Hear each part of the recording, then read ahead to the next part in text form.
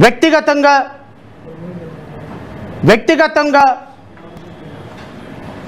వారి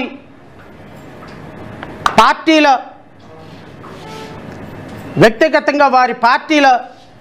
పరపతిని పెంచుకోవటానికి, వారి ఆర్థిక స్థితిగతులు పెంచుకోవటానికి ఈరోజు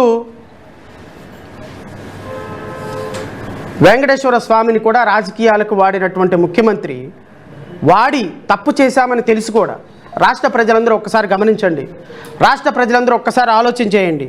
వెంకటేశ్వర స్వామిని తప్పు చేశామని తెలిసినప్పటికీ కూడా వారి మీడియాలో ప్రసారం చేసిన కథనాలు ఒక్కసారి మీరు చూడమని కోరుతున్నా. నేను దయచేసి పదే ఇన్నిసార్లు మాట్లాడుతున్నందుకు నేను క్షమించమని కోరుతున్నా రాష్ట్ర ప్రజలు.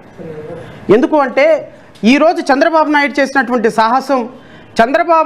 చేసిన సాహసాన్ని వెంకటేశ్వర స్వామి ఏదైనా చేస్తాడు అన్న భయం కూడా లేకుండా దాన్ని కొనసాగించిన పవన్ కళ్యాణ్ చేసిన సాహసాన్ని, పవన్ కళ్యాణ్ చంద్రబాబు నాయుడు ఒక రాజకీయ పార్టీ అధ్యక్షులుగా ఒక ఆరోపణ చేసినప్పుడు ఆ ఆరోపణలో నిజమెంతో తెలియకుండా, ఆ ఆరోపణలు రాజకీయపరమైనటువంటి ఆరోపణలను తెలిసి కూడా దాన్ని క్యారీ చేసినటువంటి కొన్ని వందల మీడియా సంస్థలు ఈరోజు తిరుమల ప్రసాదాన్ని అపవిత్రం చేసేదానికి ఒక కారణం హెరిటేజ్ సంస్థల్లో కొన్ని వేల కోట్ల రూపాయలు ఆస్తులు పెంచుకోవటానికి అని తెలిసిన రోజున ఎంత బాధ అనిపిస్తుందండి.